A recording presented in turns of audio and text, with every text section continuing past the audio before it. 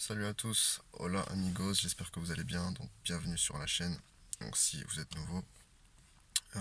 Alors aujourd'hui on va parler d'un petit sujet qui concerne l'Équateur. Euh, donc ça va être tout simplement, on va traiter du sujet de l'invasion. Donc il y en a beaucoup qui savent pas, qui me demandaient ce que c'était, parce que j'en parlais des fois dans certaines vidéos. Et en gros l'invasion c'est tout simplement le fait que certaines personnes vont construire des maisons illégalement, donc sans permis de construire. Donc voilà, ça arrive aussi dans le pays. Il y a ça aussi d'ailleurs en France, hein. Je regardais un reportage il n'y a pas longtemps. Ça se passait sur le littoral, je crois. Je sais plus si c'était côté sud-ouest ou côté sud-est. Mais pareil, il y en a qui essaient d'avoir des petites maisons secondaires un peu cachées, construire un peu ça illégalement, se faire des petites maisons de vacances. Mais voilà, malheureusement, les voisins s'en plaignent assez vite. Et puis en France, vous risquez gros en faisant ça, quoi. En Équateur, que ce soit au bord de la mer, sur la côte, que ce soit sur Guayaquil, donc vous pouvez avoir ça même à Quito. Donc voilà, c'est des gens qui construisent des maisons parfois même assez importantes, mais sans permis de construire, donc de façon illégale, sur un terrain qui s'approprie. Voilà.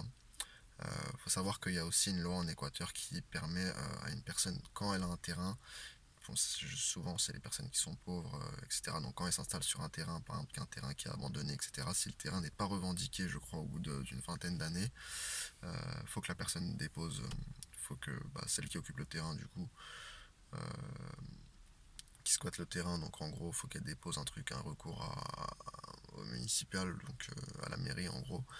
Et des fois, après une vingtaine d'années, je crois qu'elle se voit accorder en échange d'une mini-somme, hein, que dalle dérisoire. Si personne revendique le terrain, je crois qu'ils ont le droit d'acquérir le terrain, quoi. Donc il y a une genre de loi comme ça, il faudra que je me renseigne un petit peu plus. Mais donc voilà, ça leur permettrait en gros de prendre le terrain, une personne pauvre, admettons, voilà, elle construit sa petite cabane et au bout de 20 ans, le terrain, elle est à elle, de ce que j'ai cru comprendre.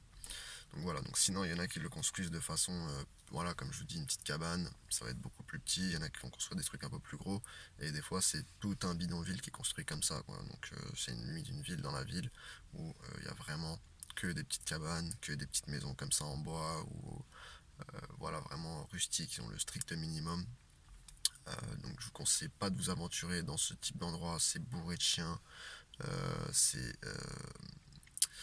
vraiment, si vous voulez vivre une expérience un peu de tourisme extrême, ouais, ou voilà, vraiment aller à la rencontre des gens, mais je vous conseille pas d'aller par exemple dans ce genre d'endroit la nuit. Déjà, ne serait-ce que par les chiens, ça peut être dangereux, ça peut être aussi, il y a de la criminalité dedans, voilà. Donc faites attention. C'est pour ça que je vous dis toujours de faire attention où on se balade. Après, c'est à vos risques et périls. Vous pouvez aller à la rencontre des gens. L'affaire à la Antoine de Maximi, pour ceux qui connaissent. J'irai dormir chez vous, si vous saviez pas la ref, mais en gros, voilà. Aller à la rencontre des gens jusqu'à une certaine mesure. Il y a des certaines limites aussi que vous devez savoir vous mettre si vous ne voulez pas risquer votre vie, tout simplement. Donc voilà, je vous conseille d'aller pas dans des endroits comme ça le soir. Après, vous pouvez faire des super rencontres. Moi, par exemple, je connaissais quelqu'un qui habitait dans ce type d'endroit. Vraiment une personne qui avait le cœur sur la main, une petite dame, super gentille. Et d'ailleurs, elle m'a invité une ou deux fois chez elle prendre le petit déjeuner. Elle m'a passé des pieds de banane. Donc vraiment super cool la petite dame. Et par contre, le seul truc, c'est même grâce à elle aussi d'ailleurs que j'ai réussi à avoir mon premier achat de terrain en Équateur, donc parce que sa nièce en fait travaillait dans l'immobilier. Donc elle était agente immobilière, donc elle avait son agence et ils font de l'immobilier, ils vendent des terrains, ils vendent des maisons, ils font de la construction, ils font un peu de tout, ils sont des architectes, ils ont tout. Et donc voilà, donc parfois vous pouvez faire des bonnes rencontres, avoir même des opportunités, quoi. Mais voilà, c'est c'est généralement bourré de chiens en liberté, donc ils sont tous là comme ça, à l'air libre. Donc si vous n'êtes pas du coin, ils le sentent tout de suite. Je sais pas ce qu'ils ont. Les chiens, ils savent tout de suite en fait si vous êtes quelqu'un qui n'est pas du coin, qui s'aventure là, ou qui ne vous connaissent pas, ils vous ont jamais vu, vous n'êtes jamais passé par là. Ils le sentent tout de suite. et il commence à vous aboyer dessus, voilà, vous avez tout de suite 5 chiens qui débarquent sur vous, c'est un bordel. Les gens qui vous connaissent pas, bah pareil, du coup, vous regardent, etc. Donc je vous conseille pas de sortir votre téléphone, faire le kéké, quoi.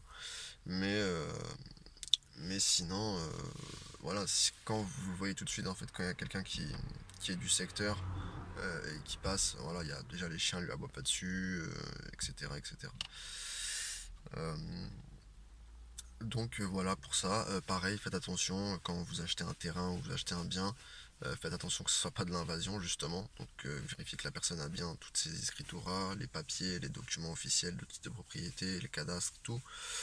Comme ça, vous êtes tranquille et que le terrain lui appartient bien. Faites-vous entourer d'un notaire, d'un avocat s'il faut. Voilà. Mais pensez toujours à faire notariser les choses. Ça sera quand même mieux pour vous protéger. Au moins, vous êtes sûr qu'avec un expert, euh, les documents que vous allez signer sont conformes et qu'il n'y a aucun souci. Faites-vous même accompagner pourquoi pas d'un local même déjà sur place. Euh, voilà, par exemple, qui va vous dire, oui, ça, là, il n'y a aucun souci. Ah, là, bah, il y a, tu vois, il y a des problèmes, il n'a pas payé ci, ça, donc ça, c'est pas aux normes. Voilà. Euh, Voilà, faites-vous accompagner d'un ami local autre que la personne avec qui vous achetez le bien ou l'entreprise, etc. Faites-vous toujours accompagner d'un ami à vous local qui saura vous aider avec grand plaisir et vous conseiller pour pas vous faire arnaquer, bien sûr. Parce que justement, les locaux, quand vous êtes bien proche avec eux, n'aiment pas que vous fassiez arnaquer ou quoi parce que vous êtes étranger. Euh, voilà, par exemple, moi, quand j'ai vendu ma moto, euh, c'est un ami à moi équatorien qui m'a dit bah attends laisse je vais faire ça avec toi comme ça je suis sûr que tu te fais pas arnaquer, etc. Donc vraiment ils font attention à ça et, euh, et donc voilà franchement bah, faites attention donc du coup bah, d'acheter un truc qui n'est pas de l'invasion et pareil quand vous achetez un terrain, si vous voulez faire bâtir, si vous voulez faire construire, si tout autour c'est vraiment une zone plane, on va dire une zone plate à construire où il y a que des champs, c'est que c'est s'il y a beaucoup de construction qui se prépare ou c'est un projet de construction, c'est un achat sur plan ou j'en sais rien, peut-être que vous achetez avec une compagnie et qui vous disent que là il y aura peut-être tel ou tel bientôt on va construire une piscine ou un terrain de basket, un complexe sportif, il y aura un hôtel ou il y aura un truc. Faites attention, des fois ça peut être vrai, comme des fois ça peut ne pas l'être, ou comme des fois ça peut prendre beaucoup plus de temps qu'espéré. Et du coup, voilà, en termes de prise de valeur, bah, vous n'allez pas prendre autant de valeur que ce que vous allez espérer. Donc faites attention à tout ça, regardez bien si c'est bien en pleine expansion, et regardez bien si il n'y a aucune invasion possible dans cette zone-là. Par exemple, est-ce qu'il y a des gardiens, est-ce que la surface et les terrains seront surveillés? Est-ce que voilà, il n'y a pas de possibilité d'invasion là-dessus?